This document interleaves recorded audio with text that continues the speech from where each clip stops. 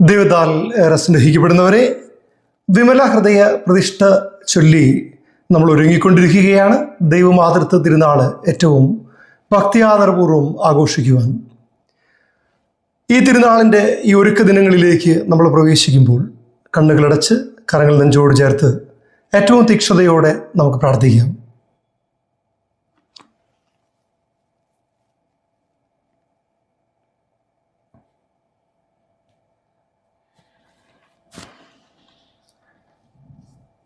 ദൈവത്താൽ ഏറെ സ്നേഹിക്കപ്പെടുന്നവരെ, വിശുദ്ധ മോൺഫോർട്ടിൻ്റെ ക്രമമനുസരിച്ച് നമ്മൾ ഒരുക്ക ദിനങ്ങളിലൂടെ കടന്നു പോവുകയാണ്. ഇന്നേ ദിവസം നമ്മുടെ വിചിന്തന വിഷയമായിട്ട് നൽകിയിരിക്കുന്നത് തന്നെ അറിയുക എന്നുള്ളതാണ്.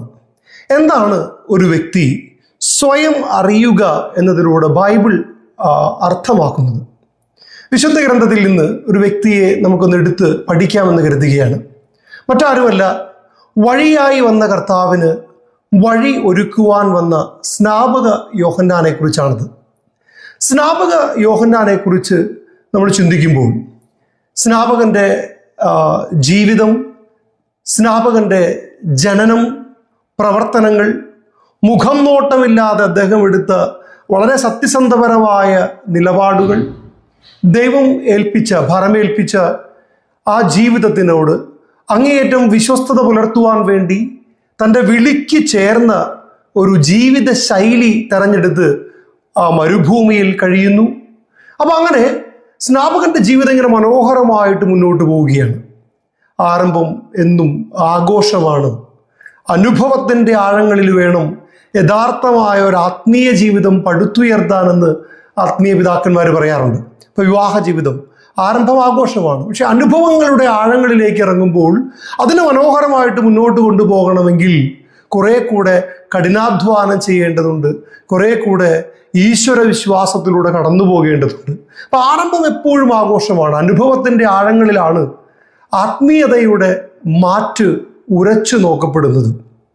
സ്നാപകന്റെ ജീവിതത്തിന്റെ തുടക്കം, അവന്റെ ശുശ്രൂഷയുടെ തുടക്കം ആഘോഷമായിരുന്നു. മനോഹരമായ വചനപ്രഘോഷണങ്ങൾ, എന്തുമാത്രം മനുഷ്യരാണ് അവളിൽ ആകർഷിതരായി വന്നത്. ഇനി മുഖം നോട്ടമില്ലാതെയുള്ള സംഭാഷണം.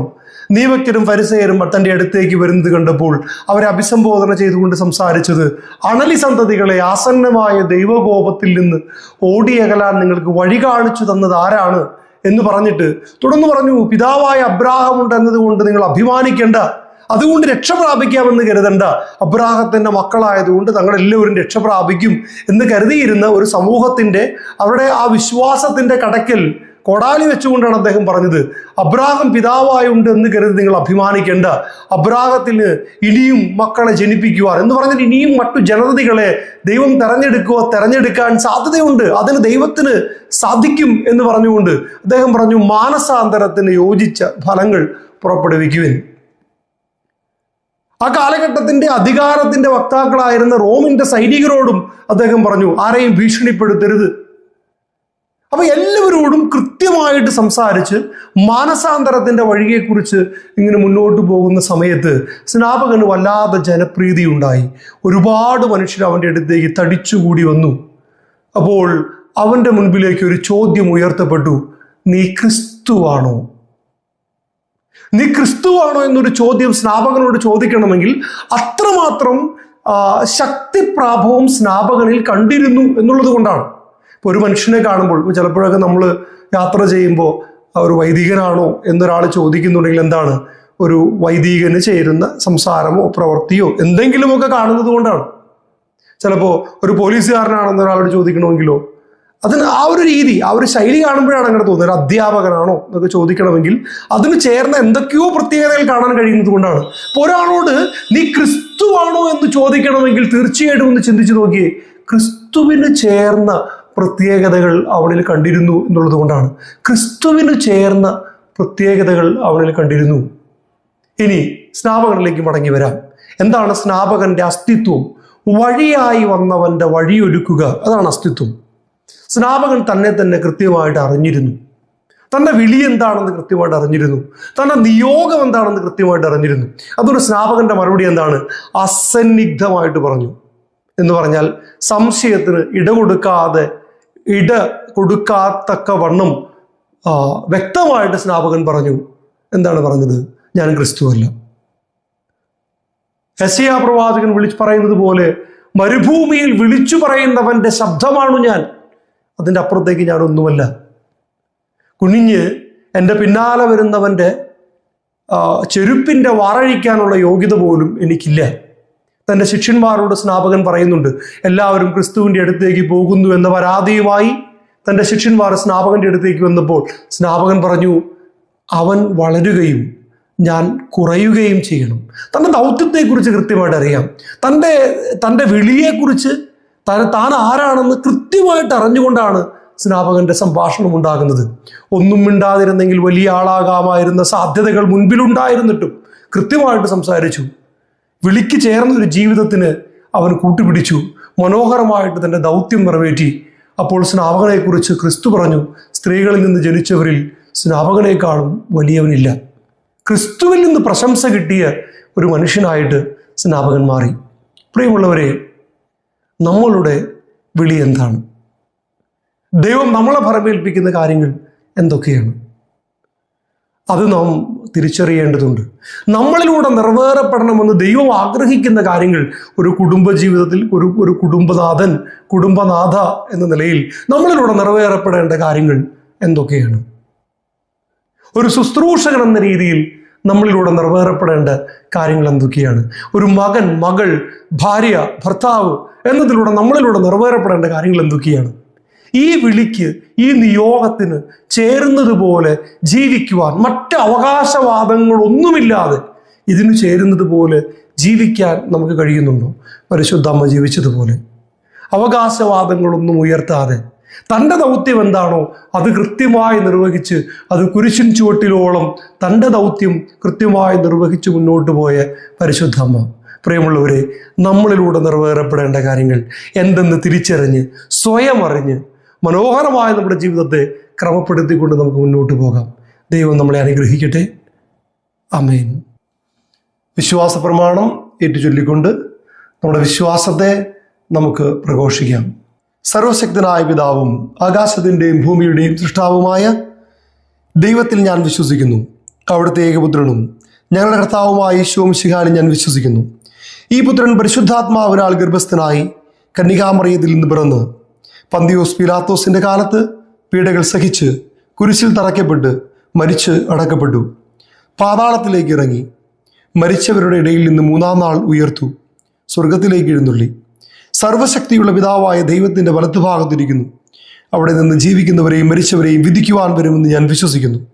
പരിശുദ്ധാത്മാവിലും ഞാൻ വിശ്വസിക്കുന്നു. വിശുദ്ധ കത്തോലിക്കാ സഭയിലും പുണ്യവാന്മാരുടെ ഐക്യത്തിലും പാപങ്ങളുടെ മോചനത്തിലും ശരീരത്തിൻ്റെ ഉയർപ്പിലും നിത്യമായ ജീവിതത്തിന് ഞാൻ വിശ്വസിക്കുന്നു. ആമേൻ. പരിശുദ്ധാത്മാവിൻ്റെ ആവാസത്തിനു വേണ്ടി ഏറ്റവും പ്രത്യേകമായിട്ട് നമ്മൾ പ്രാർത്ഥിക്കുകയാണ്.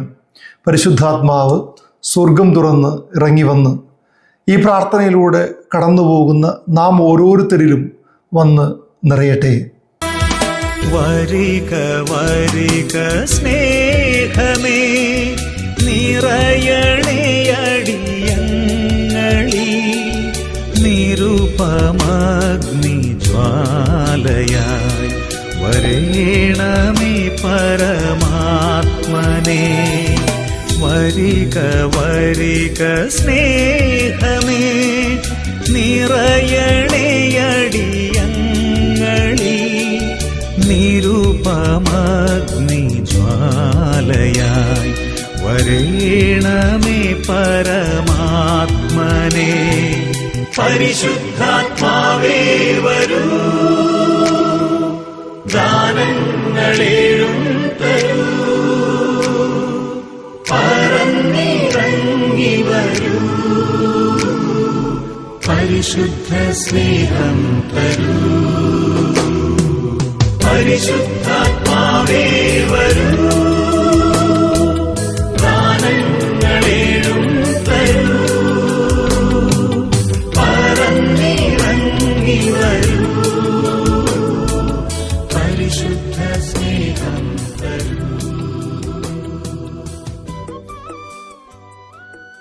പന്തക്കുസ്ത പ്രാർത്ഥന നമ്മൾ ഏറ്റുചൊല്ലി പ്രാർത്ഥിക്കുകയാണ്.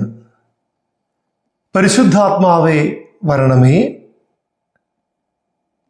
അങ്ങയുടെ ഇഷ്ടദാസിയായ പരിശുദ്ധ മറിയത്തിൻ്റെ വിമല ഹൃദയത്തിൻ്റെ ശക്തമായ മധ്യസ്ഥതയാൽ എന്നിൽ വന്ന് നിറയണമേ. എന്നിൽ വസിച്ച് എന്നെ നയിക്കണമേ. ക്രിസ്തുവിൻ്റെ ആത്മാവെ എന്നെ ചലിപ്പിക്കണമേ. ക്രിസ്തുവിൻ്റെ ആത്മാവെ എന്നിൽ നിറയണമേ.